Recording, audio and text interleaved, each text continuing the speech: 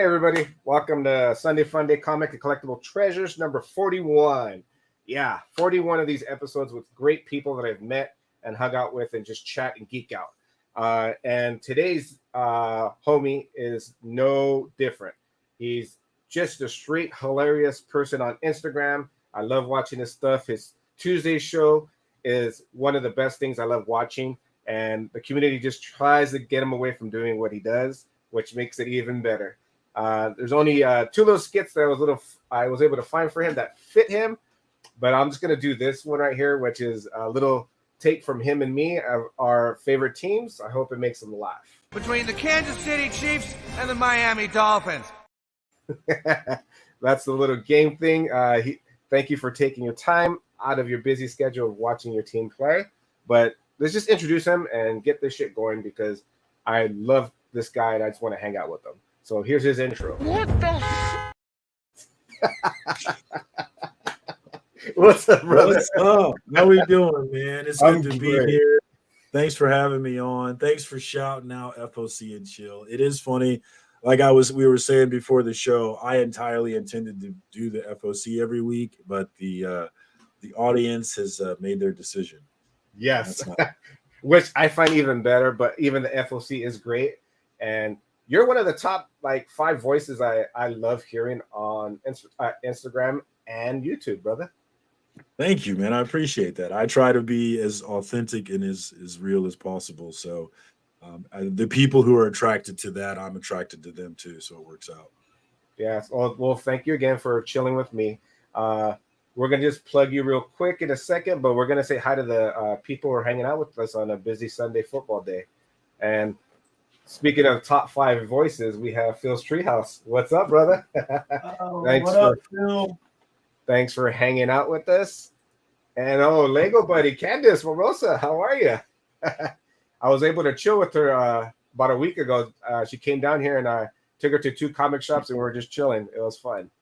I love the purple hair. What's up, Candace? Yes. Everybody's saying hi. Look at this sexy voice guy right here. You gotta love him. Marcus right there. Yeah, I wish I could have made money off my voice somehow. But I tell you, my comic book dad, who I'm with every Wednesday over at Indie Comics and Reviews, his voice is way better. Way better. I think you guys are both right there, dude. Your voice sounds different to you, so maybe that's why. But in my head, our voices do not compare. When he says "love everlasting," he should be a voiceover guy for sure. Yeah, well, I like both your voices because when you say love, it has that deep, that Barry White, hello. Well, I spent a lot of years working in customer service and on the phone, and I've been hit on many a times just because of my voice. So while I don't necessarily agree, my experience has told me that there might be some truth to that. It is. Just take it, brother. Neighbor to the north, what's up, brother? I know we need to get our Kevin Smith thing going, so we need to talk to everybody and get that going. That's my chess homie. He finally, I whooped him in submission in chess, but he finally came back and started playing me again. We're in our first game back still, so we'll see how it goes. Neighbor, I'll tell you, now's the time to play me. I was a 1200 ELO rapid player, which was my whole goal. And then I finally hit 1200, and then I just cratered to, I am barely 1000 ELO right now. And I'm just making the worst mistakes when I play. I don't know what's wrong with me, but now is the time to play me, neighbor. I am trash. The challenge is on. Get a W here and there. That would be good. Kenneth, what up, Kenneth? Thanks for hanging out. Marcus' voice is deeper compared to mine. Just a little. For Ricky's time traveler, thanks for hanging out. I would say barely. Yes. Well, that's everybody right now. Everybody jumps on usually in and out, but I know it's football, so I appreciate all you guys chilling with us. Marcus, just in case somebody jumps on for the first time, let them know where they can find you, brother. Well, I want to say I was actually kind of trepid about not being able to fully pay attention to the Chiefs right now, but as the game is going, I'm actually thankful that I'm not fully paying attention to them. So thank you for that. But yeah, Surcam Stances, Surcam. It's an anagram of my real name, Marcus. It was a name that I came up with over 20 years ago. It would have been 1999. So 20. Oh my God, I'm old. 24 years ago. I was playing the game called EverQuest, and I was trying to come up with. I made a bunch of characters because what you do in those games, but I finally settled on one character named Surcam. And when you get to level 20, you get to come up with a last name for your character. And so for a long time, for 20 levels, which is a really long time in EverQuest, I was thinking about what my last name would be. And for a long time, it was going to be Circumcised. So there was a real chance that you would be talking to Circumcised right now, which I'm pretty glad I didn't decide to do that, because that probably wouldn't be my online moniker for 24 years now if I had gone that direction. But yeah, Circumstances, it's obviously a play on the word circumstances, and that has been my name for 24 years. So if you search there, you'll probably find video game characters all over the place, because that's been me for the longest time. Or other people who don't know how to spell the real world circumstances. You see a lot of them too. But yeah, I jumped into comics in 2021 with the pandemic, people, everybody, and just came in hard on it. Was really excited. I collected in the 90s, and I quit in the 90s because I was a poor kid. And poor kids, it's even worse now, right? Poor kids could not possibly collect comics. But back then, a poor kid, it was really hard to convince my family and my mom to let me spend money on comics. So I ended up quitting collecting comics, not because I didn't like them anymore, but because I just was tired of never getting anything of what I wanted. I might get a wizard here and there and just look at all the things I wish I had, but I never actually got anything. So I quit for that reason. But I would always pull out my comic books over the years and look them up and be like, "Am I a millionaire yet? Are these Image comics?" A bunch of you get online, you look up and say, "Oh no, my Supreme number 12 Stephen Platt is not worth a bunch of money," and I would just put them away. But everywhere I moved, I would lug them along with me. But in 2021, for a reason, I pulled them out again. I was like, "Ah, am I rich yet? Let me check out and see what's going on." And of course, I wasn't rich still. But when I was looking everything up, I found this community of people online talking about comics, excited about comics, not ashamed to be comic book nerds in any way, shape, or form, and just really enjoying the hobby and enjoying the silliness of it. And I was like, wow, this is incredible. Because for me, when I collected it in the 90s, it wasn't cool. Yeah. None of my friends went to the comic. Like zero of my friends were interested in it with me. It was entirely something I did on my own, and it was something that I got made fun of. And now I hated being made fun of back then, but I would always still do what I wanted to do, even if I hated being made fun of. Whereas, saying before, now I'm like, I'm going to do what I want to do, and I also don't care if you make fun of me anymore. It's that stuff stopped mattering to me.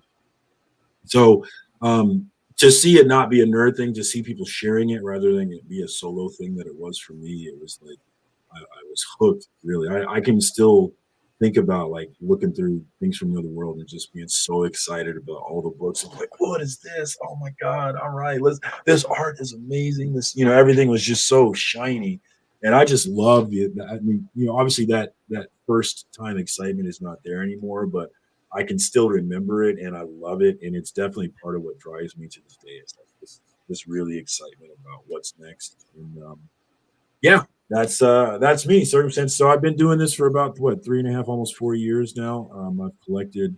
I had about 500 comics probably before I came back. 500 comics that I was lugging around from the 90s. I'm probably at. Not probably. I am at 4,000 comics right now. So. Oh damn. Drastically increased the number. I have this year. I've really slowed down and focused on slowing down because I've realized. I've got a whole closet of short boxes back there. I realize that the space is, things get out of hand. And I have examples like Beckerman, who's been collecting since the 90s, who has can I cuss on this place? He has a freaking storage unit that he has to have because he has so many comics. And I'm like, I think that's awesome. But at the same time, I'm like, I don't know if that's what I don't know if that's the path that I want for myself. So I've really slowed down for that reason. I'm like, all right, I don't need to buy every single new comic, but I still get excited about it. I'm down to about 10 a week even still, and I still get excited. So, but more than anything, I definitely get more excited about you guys than I do about I get excited about the comics, but I get more excited about the community now than I do about comics for sure. Oh, nice. I was talking for a long time. No, this show's you, dude. This show I made is about everybody that I hang out with to get to know you guys better, and this is what I love, and this how that excites you. This excites me. Because I get to see what you collect even if it's just comics, I'm thrilled. But I can see behind you some freaking albums that I love. Like Outkast is one of my favorites. Freaking, it's my favorite. Yeah, Outkast, Aliens is my favorite album of all time, and Jazzy Bell, the original Jazzy Bell off the album, because there is a weird different version that I don't like, but the original Jazzy Bell off the Outkast, Aliens album is my favorite song of all time. So my favorite album of all time has my favorite song of all time. Every single song on that album is a banger. So if you've never heard it, even if you don't even listen to rap like that, it's a different breeze. They got into the dungeon down there in Atlanta, man, and they just made something beautiful. And that sound is like there's certain sounds that are like my sound. Like I really identify with them. And then that sound of Outkast back then in the late 90s with the underground noise, that is my sound. Like it's just vibes with me. And I can name others, but another one I'm thinking of is like Michael Mann. Oh, okay. Whenever he does a movie, just his whole vibe is just like me. Like if you watch Heat, the whole vibe, the way he shoots the movie, the way the music makes you feel, like all of that is like me, dog. That's my vibe right there, man. I was trying to bring it up on my phone, but Outkast is like one of my favorites that I listen to when I go to work, because it's just the beats just get me in that groove where I'm going to be happy, even if the people I meet are not happy. I'm just going to, you know what?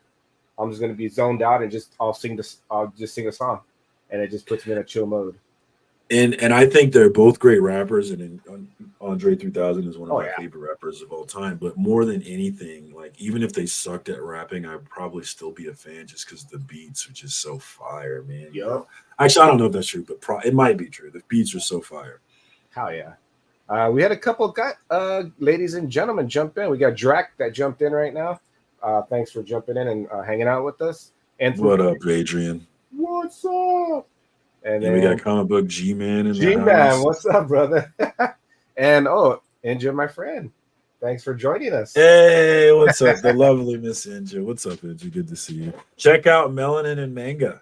I was about to plug that. Instagram. Yeah, all these great people here. Check them out. If it's your first time clicking on this and you're seeing all these great people, check them out. Lord Chucky Ducks. Neighbor to the north says early Outkast is still top tier. And I take offense to that because I feel like you can take the word early out of that sentence. The early doesn't belong in that sentence. You can just say Outkast is still top tier. That's what I meant to say. I have, I think, almost every album still in my CD collection over here. And it's always chilling there. The first three albums are the absolute. I mean, I guess I get what you're saying, neighbor, because I love them even after the first three albums. But the first three albums are like on the Mount Rushmore of music for me. Oh yeah, definitely. All right, well, the chatting is beautiful. We're starting off great. Do you have any beautiful treasures from your collection you want to show off to these lovely people? Oh, we're gonna do that part. Okay. Yeah. All right. So. Let's start with the community. So one of the first things that I did when I started collecting comics again is I had in the short box of comics that I've been pulling around, I had by far the most copies of Avengers West Coast from my childhood. And Avengers West Coast is what I really read. And the reason why that's what I read is because I didn't shop in the local comic shop because those books were $1.25. And if I went there, I could get maybe one book. But if I went to this little used bookstore, they had a quarter bin of comics, and I could get a bunch of books for a quarter. And that was, as a kid, that was always my choice because I read these books. So more books to read is better. So rather than buying the new books, I would go buy the old books. And I would always find Avengers West Coast in there because people would just ditch the Avengers West Coast books back then. And so that's what I had.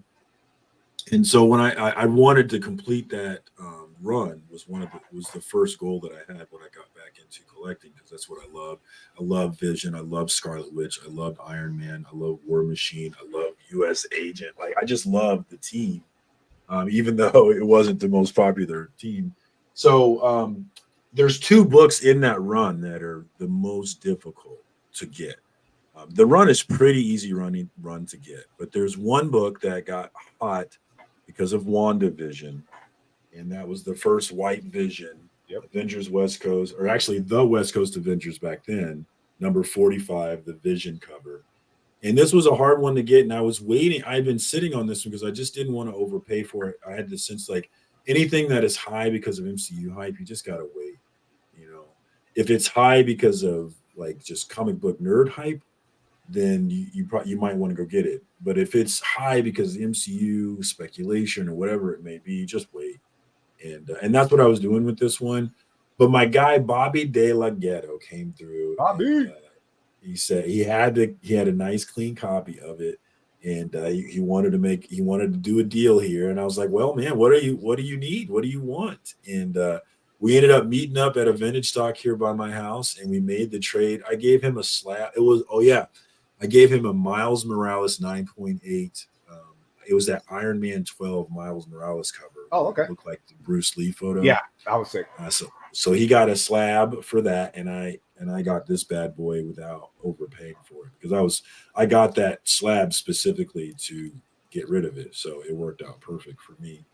And so rather than overpaying for one of this is the hardest book to get actually. Rather than overpaying for it, I was able to snag this. And White Vision is still a hot book. Like it's down right now. Oh, yeah. But White Vision is not done. Obviously, he's still white in the MCU, and I think there's more to be done. There's rumors of the Vision Quest story, which I've been picking up books here and there on that.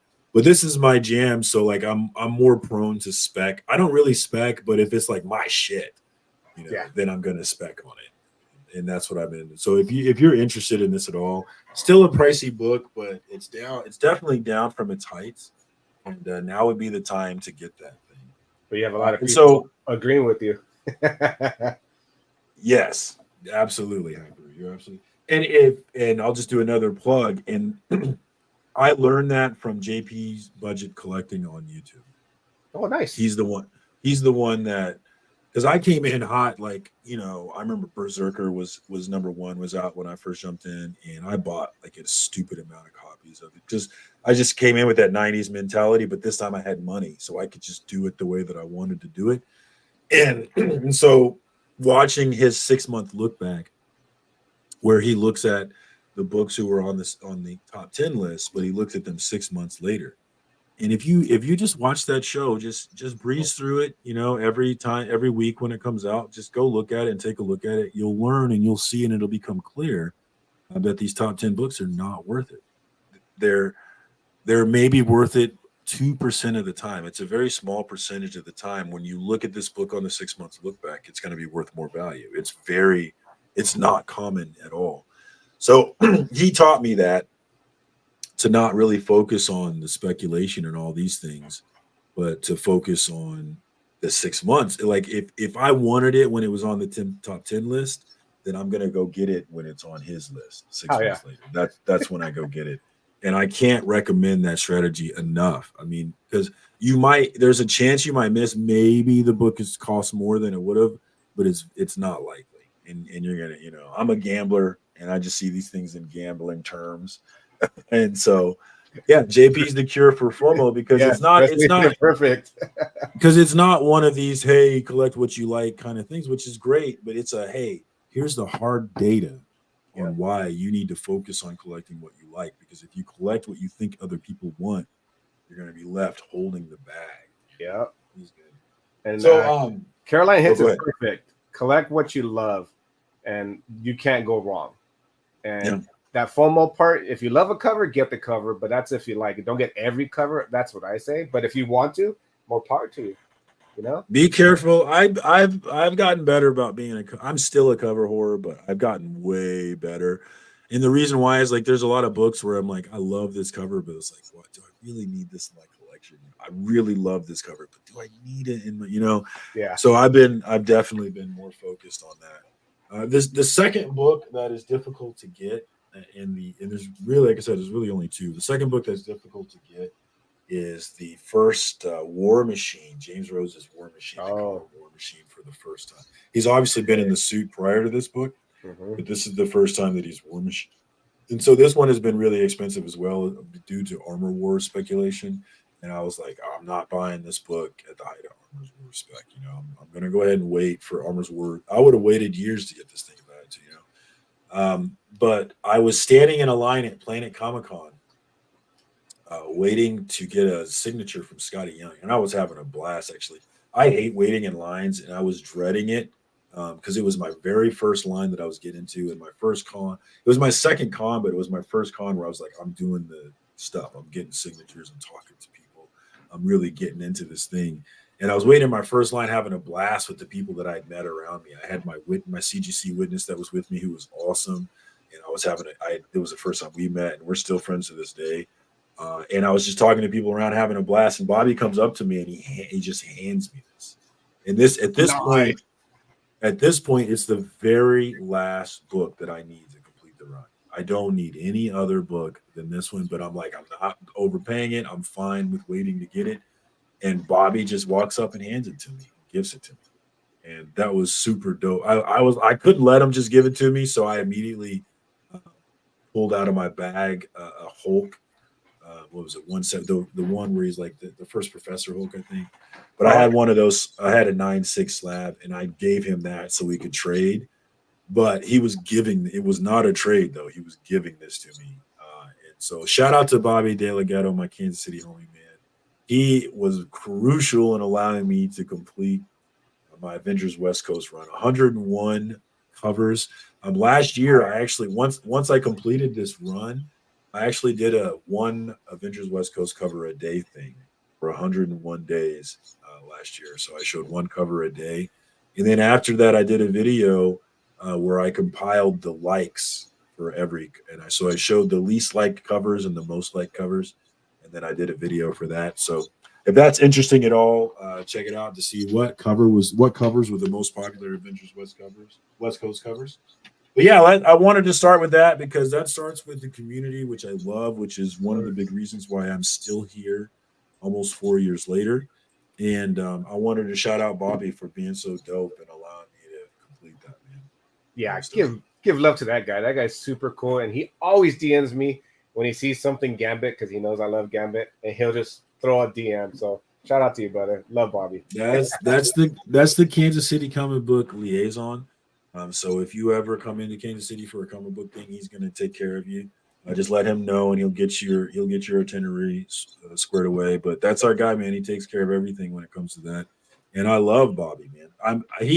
He invited me out to his comic shop, Clint's Comics, which is a long-time comic shop, been here since the 70s. Like it's a staple of, like if you look in old Marvel comics and stuff, you're going to see Clint's Comics advertisements in there, which is really cool. But he invited me there for Batman Saturday, but I wasn't able to make it out because my wife had other plans. But one of these days I'm going to make it out there.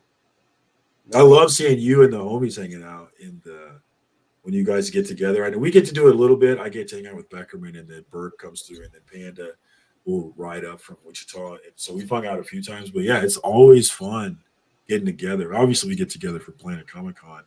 But I always love seeing the homies get together. Like when you have all your pictures with them, like, oh yeah, okay, yeah, I know that dude. That's low grades in the house right there. What's up? We've been getting closer and closer, which is cool because you guys got the KC side, and I want to go there. Like my goal in life, once I get back to as normal as I can get on this side, is to go see you guys. Because I love traveling the world. Okay. KC is one of the spots I want to go for food. We're right in the middle, baby. Hell yeah, dude. And I definitely wouldn't mind seeing a game or two, or even just chilling with you guys and see how the comic scene is over there. That's like one of my goals.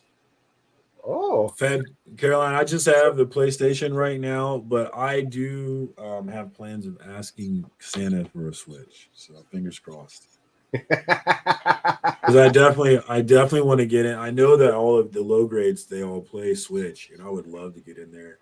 I would love to get in there and just kick James's ass in something more than that. He stays out so much, but when he comes in, he talks so much shit. It's funny. I want to kick his ass. I don't care what the game is. I want some of that Raiders fan.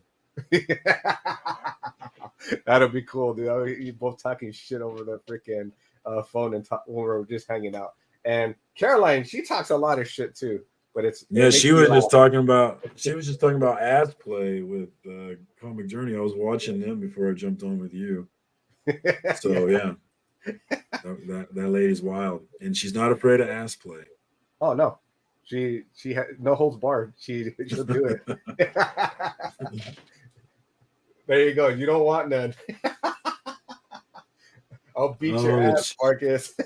I can't. Oh yeah, I definitely don't want none. And somehow the Chiefs are winning now. I missed the touchdown. Who scored? Oh, come on, Patrick Mahomes. I got him on Yeah, fantasy. I really don't want to start 0-2, man. Well, I'm not panicking if we start 0-2, but I don't want to start 0-2, man. I'm not worrying about your team. Once you get your pieces back together, you guys will be tough. Are you guys playing, or are you guys play later? Yeah, we play New England. Are you playing now? No, I don't think. I think we play at 1 No, o'clock. you play late. Yeah, you play later. I'm be interested watching in that game. Yeah, fins up, Oh, baby. you played. No, you play tonight. You're tonight's game. Oh, Sunday night game. Yeah. Oh shit. Prime time, baby. Yeah. Maybe I'll go meet up freaking Rob later on today because there's supposed to be a small little gathering community con about 20 minutes away, so I might hit that up after. Yeah, I try. It's hard because I have kids and like I can't just bail on my wife, but like I try to do as much of that stuff as possible because I just love comic book nerds. Like you have no idea how much I love comic, and that's just a function of being a kid and not having any of you guys in my life. So now that you're in my life, I'm just like, I love it. I love you guys. Please stay in my life. Yeah. Because there's nobody here. None of my quote unquote real life friends. Although that's not really a right term because Beckerman is very much my real life friend. But none of my friends before comic books were into comic books. We'll put it that way. And so I love having you guys, man. And there's Melon and Megan right there. Check them out. You guys are they on YouTube? Because I know they're on Instagram. Are they just on Instagram? I think Instagram and then they uploaded into YouTube. Yeah, y'all need to. I'm telling you, Ninja and Sheena. You guys need to go the way of Fable because one collection he's moving his show, one collection down. Blame it on Fable or blame Fable is moving to YouTube, and there's a lot of reasons why YouTube is just plain better.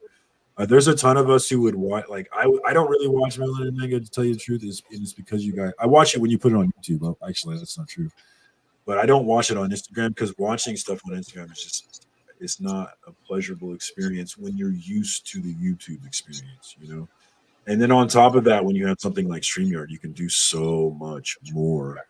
It's just every reason to just bring that show over to us on the YouTube. Get it done, ladies. And I will be your number one. I will comment on that'll be the deal. I'll comment on every video. And I always show support to you lovely ladies. So bring it over. Yeah, come on over to the YouTube. That's where it's at. I'm looking forward to Fable show. Check him out. Like I said, one collection down on YouTube. Blame Fable is coming to YouTube now, and I'm really excited because it's going to be just a much better format. He's going to be able to do much more, and the viewing experience will be. The thing I hate most about the Instagram is you can't see the chat as well, and so it takes away from the community of the chat because that's one of the best parts of it is like hanging. Like there's a lot of times where people are paying, maybe not a lot of times, but there's times where people pay more attention to the chat than they are to whatever's going on the screen because chat is where it's at, Yep. And I love that. And they throw some great stuff out and it makes it even more live and it makes it flow better because there's times when they just think of something that you don't think of and it just builds a conversation. It just makes the next segment go through and it just makes it flow. Oh, well, play how you feel it. But I think you guys could easily do a whole ass show. If my dumbass can do it, you guys can absolutely kill it. So but play how you feel it, Yeah. Absolutely. Well, let's see. Do you have any more treasures to show off to the fans? Okay. Let's go. Let's go with Jeffrey Edwards. So this is my first original art that I got. Oh, nice. I went to Fountain Con last year, which is a con here in the Kansas City area. And there's a local artist, Jeffrey Edwards, who's worked on Siphon, was a Siphon book for Image. And he's done some stuff for Merck Publishing, and they've done Death Rage. And he's done stuff before that. But I've actually met him in Heroes Con last year. I went to Heroes Con in North Carolina. And we ended up linking up, talking about our kids. He had a kid in the NICU, a premature baby. who spent some time in the NICU, and I was like, well, you know, I know a little bit about that. My daughter spent 89 days in the NICU, so I know something about what you've gone through, and we kind of connected over that common experience that we had. And I just love the dude. He's a great guy. He's got a great YouTube. He hasn't really been as on the YouTube as he used to be, but he has a great YouTube channel. We used to play games on Wednesday nights that I really enjoyed. But I wanted to get it my first piece of original art from him, so I did at FountainCon, and this is what he came up with. And I absolutely love it. It's super duper sick, and I need to get it colored. And his favorite colorist, I think, is Steve Leidig. So I want to get him to color it when I get my money right. But just as a sketch, man. Dude, that's just sick like that, dude. You can't see it as well on the camera, I don't think. But if you get like close on the hands, yeah, like, you can see the detail right there. The shadow and everything. What he did with the hands is just incredible. I'm an Ink Master fan, which was a show. I can't remember what channel, but Paramount now, but. It was a show that what's his name? Dave. Can't think of his name. He was in some rock band. But anyway, he was a show called Ink Master where it's like a challenge show, reality show where they come on and they the tattoos, challenges. Right? Yeah. Yeah. And one of the things you learn watching that show is that hands are absurdly difficult to do. Oh yeah. Like absurdly difficult. And he just nailed his hands on that's this. Freaking sick. That's not all he nailed, but that when I look at this sketch, that's what I really stare at. It's just how amazing he did on the hands. That and the abs, dude. He put that nice little shading right there, that freaking crosshatch. And all that shading is built for coloring, so it will definitely fire even more with the colorist, which I will do someday. But yeah, this is one of my prized possessions. It's my first piece of original art, and I definitely am. I'm definitely moving into the original art spec, which is obviously really expensive. But yeah, when I look at comic book collecting, I do see a natural evolution of comic book collecting. And a lot of us, like for me, you start out, you buy a lot of stuff because you're trying to figure out what you do. You know, the people say buy what you like. Like, I don't know what I like. So you buy a lot of stuff trying to figure out what it is you exactly like. And then you start to, once you do that and you figure out what you do like, you start to hone in on that stuff. But then you start to evolve into and there's different paths that you can take. People evolve into statues. Some people go omnibus route.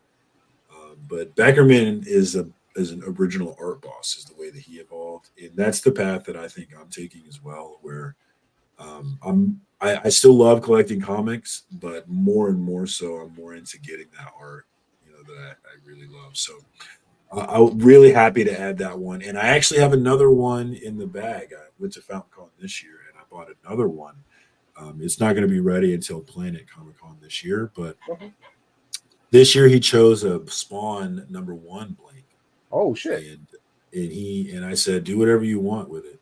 And he had a villain from the early days of Spawn that he really wanted to do. So I don't know who the villain is, but I'm really excited to see what he does because the man is just amazing. Like, he's one of my favorite artists, and it's awesome that he's local. So yeah, that's my next one, man.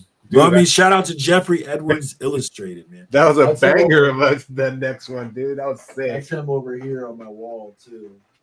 I had to represent him. I've been working on my Apple. If you check out my Instagram, I've been taking some photos of it. But I got kicked out of my big room that I had. My kids are taking that area over, and I got moved into this little room, which is really, it's worked out. Actually, I'm really happy with it. But I've been taking over this little room, and I've been just Applebee'sing the walls with as much stuff as I can. I'm not even done. Like, even below all that, the album and stuff, I'm gonna fill all of that with just as much stuff as every inch of the wall. I want to have something up, some nerdy shit up there. So my wife was like, "Man, you really," yeah. My wife was like, "You really like the Applebee's style," and I got mad at how accurate it was. It's like, man, fuck you. Hey, the wives know it's better than anything. They can just give that job, and it says it's a KO. And that's the thing, is like, I hate it, like, because I'm the kind of person is like, even if I did, if it's true, I'm gonna eat that, even if I didn't like it. Some people are like, it's true, they'll get mad, even if it's true. Where I'm like, I'm a little mad to myself, but you can get away with that because there's no lies detected here. Sheena, thank you, you beautiful lady, for shouting out all these lovely people. I appreciate it. Yeah, Zora's Tiger in house. What's up? I didn't see you. Yeah, Oh, Azor's Shop. popped in. I didn't see Shop. Yeah, Shop. I shouted out to him. Shop came in. Shy Comic Girl. That's Candace, right? Yeah, that's Candace. Who else do we have? Did I miss anybody else? Oh, I said hi to Lord Chucks. Azoris, what's up? Sheena's always jumping on. Thank you all for hanging out with us. We appreciate it. Sheena's that girl. Sheena's that girl. I know that I need to make a trip to Vegas and go visit her. That's like next on, if not early next year, I'm gonna DM her and then hang out with her. I gotta say hi. It sounds like we should go to a con. Like I'm sure they have a con in Vegas, man. We should go to that. That would be fun as hell. Hey, you tell me which one, and I'll be there. Go gamble my ass. Hell yeah. My mortgage. So I'm a big fan. Like as I said before, because I hunted in the quarter bins, I was a big fan of Avengers West Coast, and I really love Vision and Scarlet. I was always a hopeless romantic, so I really got into. Look who popped in, Marcus. Oh man.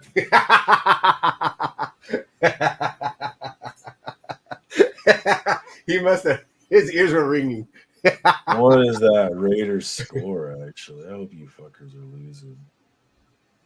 Are they losing? Or are they not? Oh yeah, they're losing. Hell yeah. Hell yeah. I bet they scared me because they scored. They were up 7 early, and they scared me because I'm kind of like I've been using that Bills money line as a heavy parlay piece, so that will blow up a lot of parlays for me if that did not. All right, let's continue. I just had to show his name. Well, just since you missed it, James, my goal is to get a Switch for Christmas. I'm going to ask Santa for a Switch for Christmas because I want to get into these games and whoop your ass. That's my goal. I'm going to tell Santa, you got to do this for me because this dude has got to be checked. And Santa's like, oh, I'm aware. He's on my list. So Santa's going to know. Santa's going to have my back on this one. I know it. So I'm a big fan of Avengers West Coast, Scarlet Witch and Vision. I was a hopeless romantic as a kid. I still am a little bit, but I'm a cynic. I'm a cynical, hopeless romantic now. But I love them, and I always love the relationship of Hawkeye and Mockingbird. And I never, and when I read them, I always saw them as this loving, like have each other's back relationship. But when I got older and got back into the comics, I did an episode of Comic Book Storytime on my channel, episode number 1.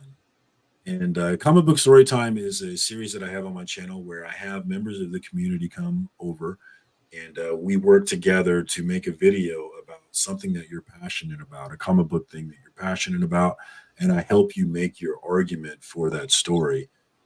And I had a number of great episodes, man. Pocan Joe came and talked about Junkyard Joe and his military experience and how Junkyard Joe is an accurate portrayal of PTSD. I was really, really proud of that one. Sleepy Reader came through and talked about his some of his favorite Captain America books from when he was a kid and what they meant to him and how it affected him. And then we had Beckerman come through for episode number 1. He talked about Hawkeye and Mockingbird. And his whole argument of his episode was that Hawkeye never deserved Mockingbird. And this was not something that I had caught as reading it as a kid, but going over it with him as an adult, I was like, you're entirely correct. Hawkeye is a complete douchebag.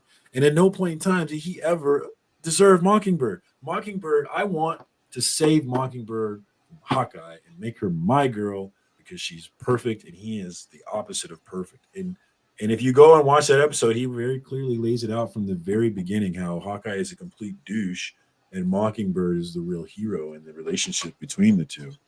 But after doing that episode, it put this book on my radar. I wanted to go have it. And it's Hawkeye number 4, solo issue. Oh, nice. And the significance of this one is it is the marriage of Mockingbird and Hawkeye. The beginning of this marriage where he never deserved her ass. But I love Hawkeye's a douche. Hawkeye and U.S. agent from Avengers West Coast. They're both douches, but they're my douches. I love them both very much. One of my favorite issues is Avengers West Coast. I think it's 69. It has the cover of Hawkeye and U.S. Agent fighting each other, and U.S. Agent just beats the shit out of Hawkeye in that episode or that issue. And I love that's one of my favorite issues right there because Hawkeye entirely deserved it. Even though U.S. Agent is oftentimes wrong, in that particular time he wasn't. But yeah, that's the marriage of Mockingbird. Even though Mockingbird never deserved Hawkeye, they did, or actually, I should say, Hawkeye never deserved Mockingbird. They did get married, and this is when that happened. So, yeah, that was another one I wanted to include. Let's see. Well, let's do this one next. So, another book that I found when I got back in, and this is really every time I talk about this book, I really say, in terms of everything that I've read, and in comparison to the hype in the community, the most underrated book that I love that is not really universally loved, although I've seen a lot, like Comics with Bueller's talked about this book a lot, I know, and there's a number of people who have talked about it, but it's one of my favorite reads was Shadow Doctor #1, and that's the artist Georges Gianti's signature. I got that at Heroes Con last year. But this book is based on a true story. This Peter Calloway is writing about his grandfather, and I have to look it up. But his grandfather is a real person, a black doctor from the 20s and 30s. He has his own Wikipedia page, so you can go read about the person. You can read on Wikipedia about the person this book is about, and he's writing about his grandfather who was in the 1920s worked for the Al Capone's gang in the bootlegging or during Prohibition, moving alcohol, and he ended up quitting. He had an incident with them where they got shot at. He ended up quitting working with them and decided to become a doctor, but he still had all these connections to people from the Al Capone gang. He knew Al Capone personally, and he ends up quitting that and going and becoming a doctor. But when he gets his doctorate or whatever, he tries to get a job at a hospital and he can't get a job because he's black. And he can't get a loan to start his own thing because he's black. So he's like stuck on how am I going to use, I can be a doctor now, but I can't use it. And he ends up going back to his Al Capone connections, ends up meeting with Al Capone. And at first Al Capone rejects him and says, no, you don't want, I'm doing you a favor by not loaning you this money because you're going to take this money, you're going to fail, and then I'm going to have to kill you. I'm going to have to kill you. Al Capone's like, I'm doing you a favor here. And said no, but he ended up changing his mind because Al Capone's mom asks about Calloway and who he was, and mentions how the look in his eye was the same look that Al Capone's father had when he came over on the boat. And so that comment made Capone change his mind, and he ends up funding this guy to be a doctor. And this is just a story of how all that happened. Now, of course, if you think about it, if Al Capone is paying for a doctor, what do you think is going to end up happening with that doctor? It's going to start taking care of Al Capone's people who are involved in these wars on the underneath. So that's all part of the story. I wish there was more to it because there's only 5 issues, and you really feel like you're just getting started at the 5 issues. But even with that said, I really enjoy this very highly optionable book. There has not been any. I haven't heard any rumors of it being optioned, but man, it's a perfect story. You got Al Capone, you got 1920s Prohibition. It's like there's all kinds of cool stuff that you can do this with. So this is one, if I see it in the wild, even though I have like 6 copies, I still pick it up because I just, I believe in this one. And even if I'm wrong, I can hand it out to people and be like, here, check this out. But yeah, if you have not heard of this one, if you see this one around, highly recommend it, man. Yeah, dude, I wrote it down. I go, you got me interested. I go, oh shit, I gotta get this book. Very cool book. And it's like I said, the story is being written by the grandson of the character. The way that he got the story is that his grandfather told his father the story on his deathbed, and that's all part of the comic as well. Yeah. Very good stuff. Highly recommend. All right, what's up next? Let's go with the cover horror. Let's go with cover horror next. So I am a cover horror. I have been I'm not as bad. I'm not as much of a horror as I've been in the past, but I will still slip out here and there and get a quickie. And this was definitely one. This was a cover horror buy, but it was also a book that I love, which is Barbaric #1 by I think it's Michael Morrissey. Might be Moretti, but I think it's Morrissey. which is a writer I really enjoy. And Barbaric was just a book that I picked up on a whim and ended up absolutely loving it, which is it's like a Conan the Barbarian story with curse words. And he's stuck with this axe. He's cursed with this axe who talks and just gets drunk off blood. And it's a super fun book, and I really love it. It's one of my favorite ongoing books still going right now. There's like it's expanding all over the place. That world is like right now. There's Queen of Swords going right now, which I still have not read. I need to read that one. But Barbaric #1 had a John Gallagher variant, which is Uncanny Knack. He has if you search Uncanny Knack Comics, you'll find his store, and if you search Uncanny Knack on Instagram, you'll find his Instagram page, which a great digital artist. Really enjoy his stuff. I have a number of his covers, but this is one of my favorites, which was the Barbaric #1 variant.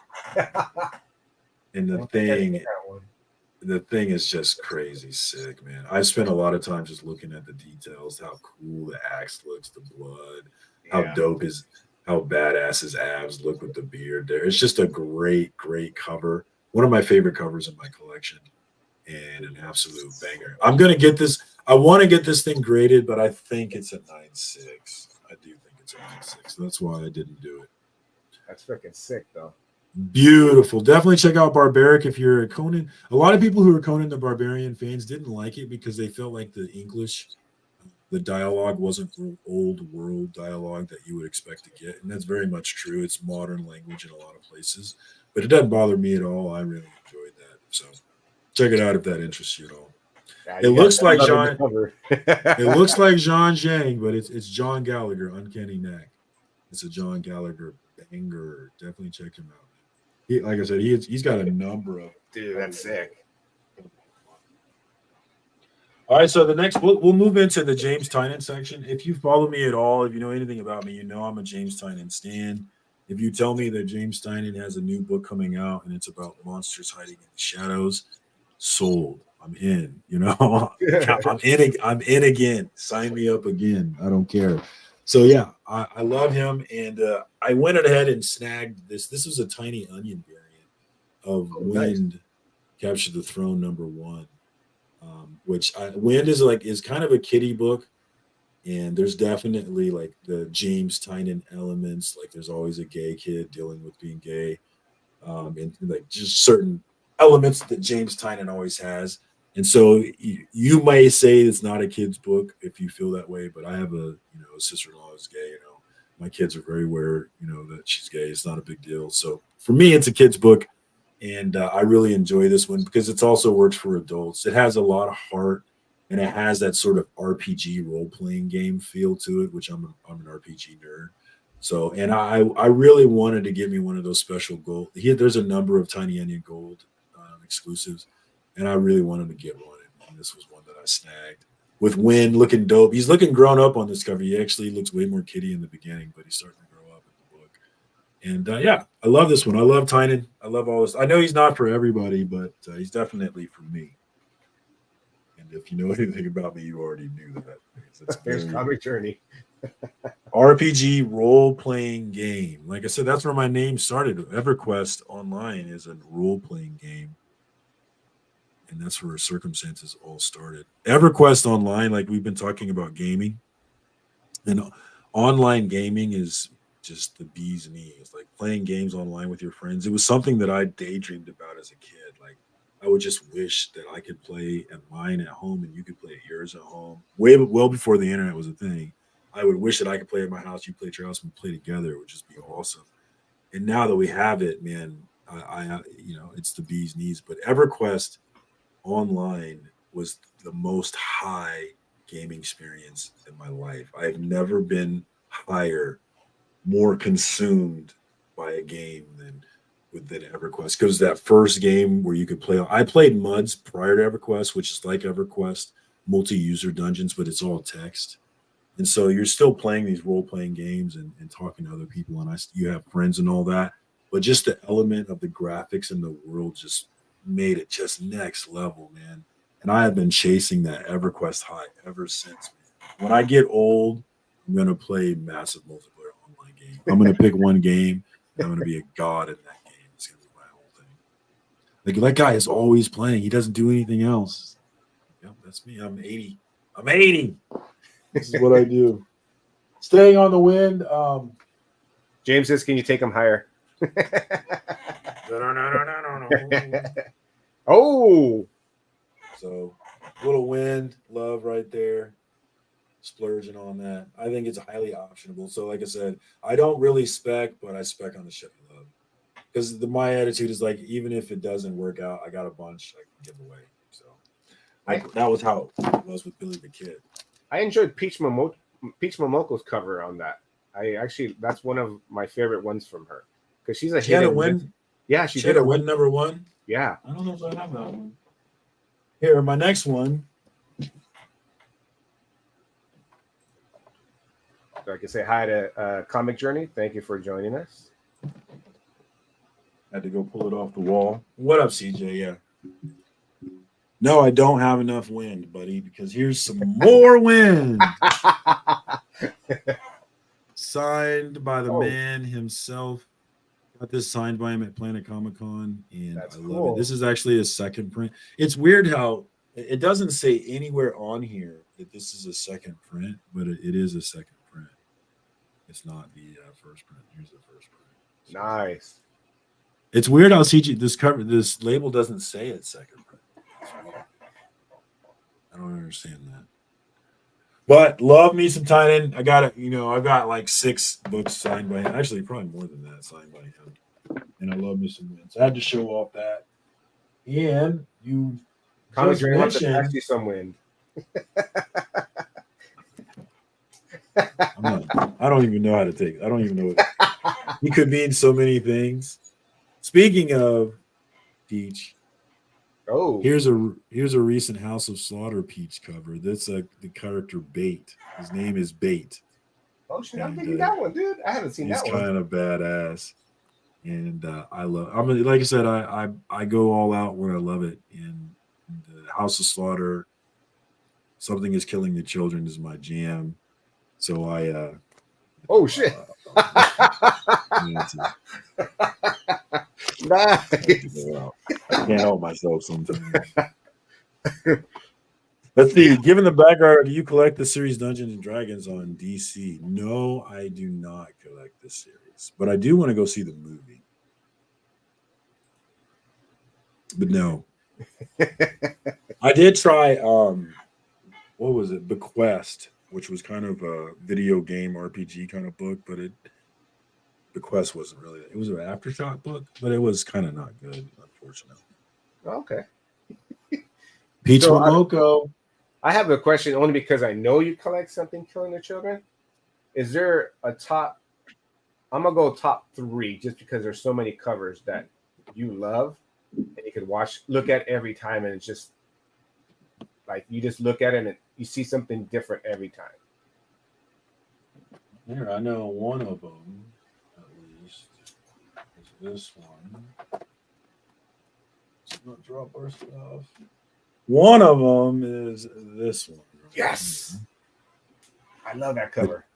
Comic Tom 101 Mystery Mail Call right here. This was his best one ever, if you ask me. This thing, and just based on the metrics that I can see, this was his hottest release ever. Like, there's not been a bigger book than this one. And Raphael Grassetti absolutely killed it. This is number 16. And it is absolutely one of my favorite covers right there, man. That is fire. There are so many. But I never even thought about my favorite. I'll tell you.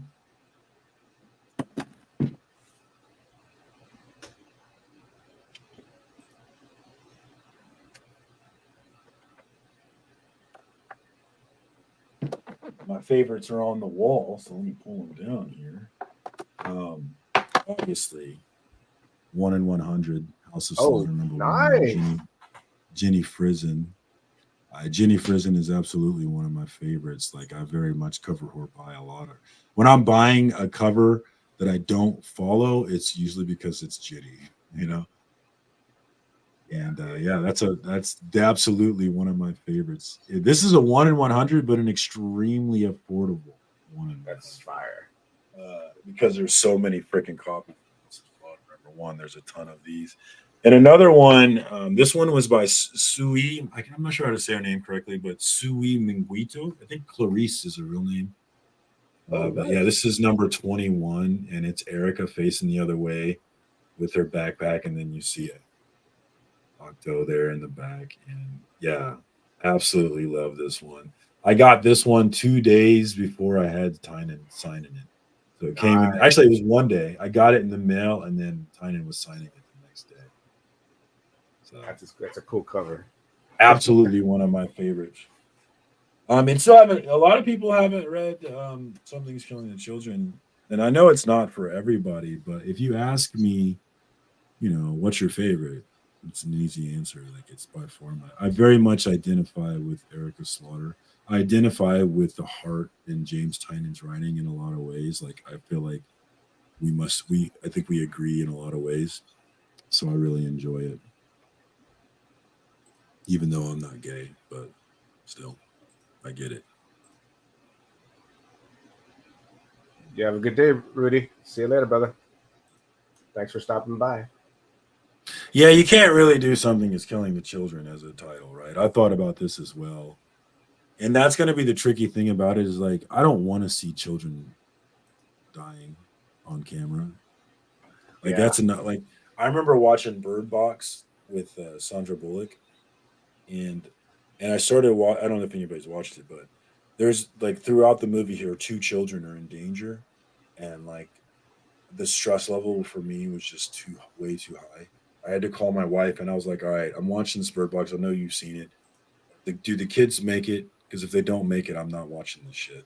Because I had to know. I was like, if anything happens to these kids, I can't watch it. So with that in mind, that part of the book is going to be very difficult to pull off. They're going to have to be very tactful in how they do that part.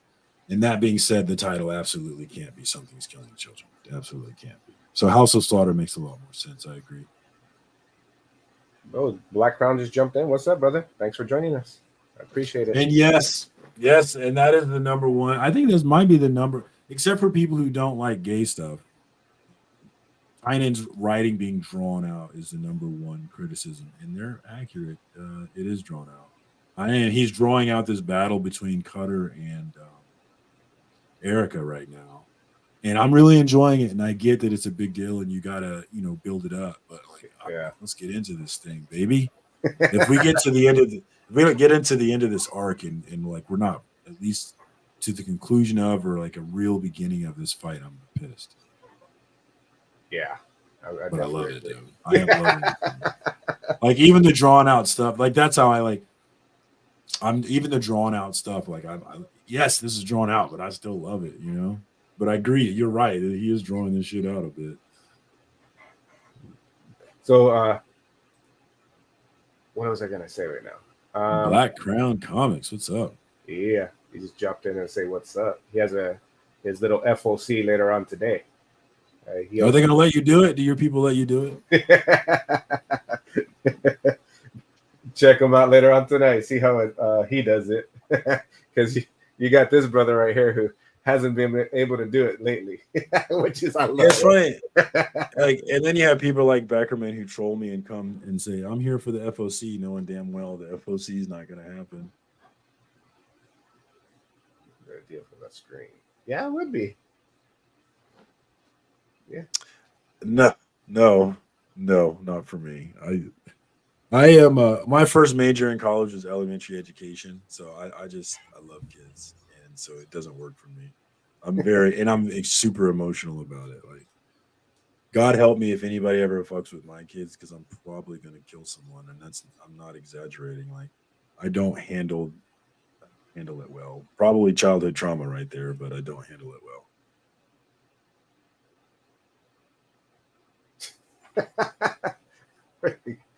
He's not lying though. He's not lying. But I think that's true for everyone. Honestly, I think everyone is better read in paperback, and because I see a lot of people, and I've almost done it myself, where you read the first 2 issues of a book, and you're like, I don't really like this, and then you read the 3rd issue, and you're like, oh, okay, I do like this, yeah. And so you see a lot of people read one issue and like, yeah, and maybe you can, but like you can't. It's hard for me if I was interested in the setup in the first place. It's hard for me to decide I don't like the setup after the first book without really giving the author a chance to set it up, and tell me what's going on. Yeah, that's true. But I give writers a lot more leeway than a lot of folks do. But yeah, it's true. I think every writer reads better in trade. Mm-hmm. But to answer this question real quick, near Mint Sundays, brother. If you are in California, let's meet up there and just hang out. I can meet another brother from the community. Shout out to you. Oh man, yeah. Where are the Kansas City people at? What's up? All right. Do you have any more lovely treasures from your collection? Oh man, I can go as long as you need me to go. Man. No, we can go as long as you want to. This show is you, so we cut it when you say I'm done. How long does the show usually go? Then tell me that. It's usually people go and they show their stuff fast, and usually an hour. But the longest I've had was 2 hours and 20 minutes, I believe. Oh, so we're already at the hour limit. Okay. Yeah, dude, time flies, dude. When I'm having fun, this hour flies. Okay, well, let me show you. I'll show you two more. Let me show you two more. Yeah, let's do two. Because this one is awesome. So I was. So Beckerman, many of you know Beckerman. He's one of the staples of this comic book community. He's been collecting comics for 30 plus years straight. Many of us come and go. Many of us collected in the 90s and left, but Beckerman never left. He's been here the entire time. The man has 30 plus years of comic book stories just bursting from him that he just wants to, he knows so much about comic books. It's crazy. And because he was there watching it as it happened. And so one of my best friends in this game, and he goes to movies. I had a group before this, but I had a group that we go see comic book movies together.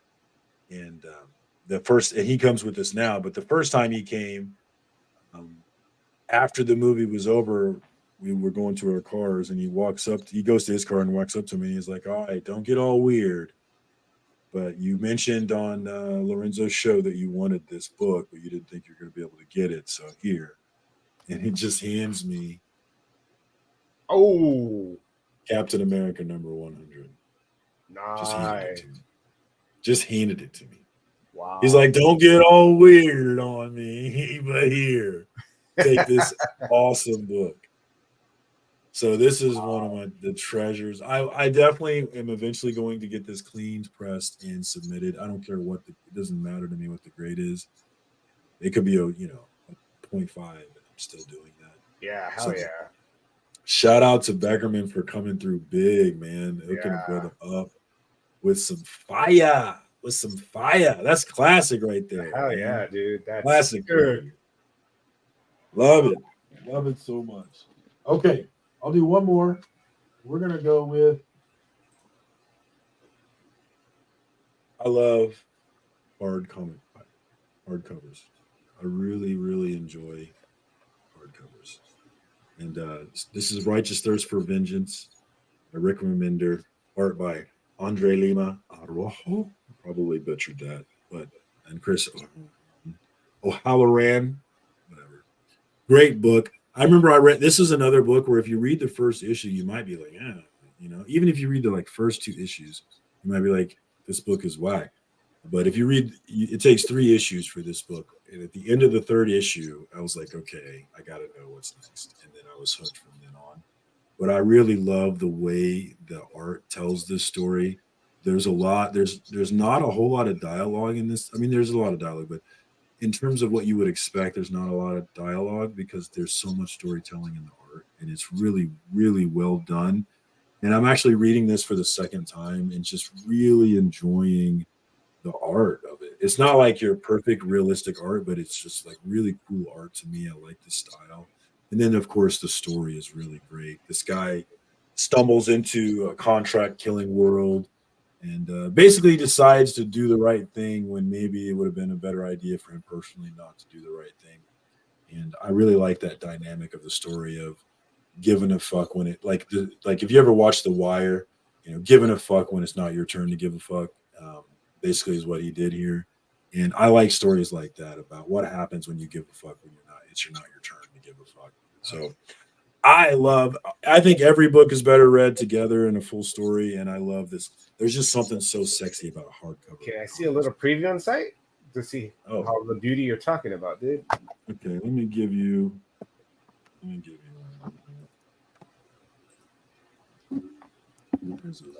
Oh, sure. Like I said, it's not perfect art. It's like Something Is Killing the Children, where it's an art style for sure. Yeah, no, But it's an art style that I really, really, really liked. In addition to the story. Yeah. Nice. This one is a really good one. If you see that one around, definitely. All right, but I got one more. I lied. I got one last thing. Do as many as you want, brother. We don't have to stop we stop when you want to stop. Show 4 more. We're good. No, Show 5 more. The Chiefs are on. All right. So, E-Man from the C-List Villains did a giveaway, and his girlfriend's mother hand-stitched this octo from Something Is Killing the Children. Shit. I didn't recognize it until you turned it. Oh, nice. Yeah. So this is a little octo from Something Is Killing the Children. And he did a giveaway, and I was in the giveaway, and I desperately wanted to win this thing, but I did not win this thing. Digger Jim actually won this thing. But Digger Jim sent me an AOK, and in that AOK was that Jay Lee read Something Is Killing the Children print that's up there. Oh, you see up there. Yeah. Which is a cover. It's a variant from issue number 1. And it's signed. Yeah, and it's signed by Jay Lee. So he snagged that at Heroes Con because I wasn't able to go to Heroes Con this year. And so he said, I was missing you, and I went ahead and grabbed that for him. So he sent that along over to me, and he included some other stuff. And that's sick. Thing that he included was the octo that he won from E-Man because he knew that how much I had wanted to win. So shout out to my guy Digger Jim. Shout out to E-Man for this giveaway. Shout out to E-Man's girlfriend's mom for doing a great job on stitching this thing together, man. And this is one of my most prized possessions right here. I love this thing, man. That's so sick, yeah. Dude. That's what I got. That is my stuff. Thank you for watching my stuff. Dude, I love they're treasures, dude, because how much you love them, and just seeing you talk about it made me even like it even more. It's freaking badass. Let's see what we got here. Here's my wall I've been working on. There's my dog Dobbs. He passed away a couple years ago. Oh, I was gonna say that's a good looking dog. I'm a dog lover. Get Miles down there. Just added that one. Oh shit! Just nice. Added some posters. You can see this better on Instagram. But yeah, I've been trying to build this room up. Trying to build it up. Trying to get it right. So, but I definitely want to get a lot more original art for it. I'm loving your Applebee's, dude. It's looking great. Thank you for watching my stuff, Raider. Look for me soon on Switch, and you'll be seeing the back of my go-kart, motherfucker. Woo! You can see his butt cheeks because he's gonna be beating your ass. Thank you for hanging out with me, brother. Skirting on these motherfuckers, dog. I can't wait. You ain't ready, James. Oh man, this is gonna be good stuff. I can't wait.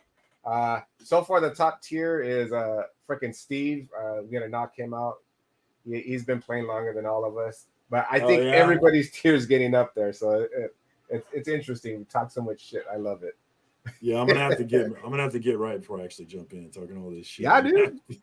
Even freaking Katie just loves bombing on us, and freaking Caroline is getting mad skills on that shit too, man. But it's fun. That sounds so fun. Online gaming is my favorite thing in life. Like it's my favorite thing in life.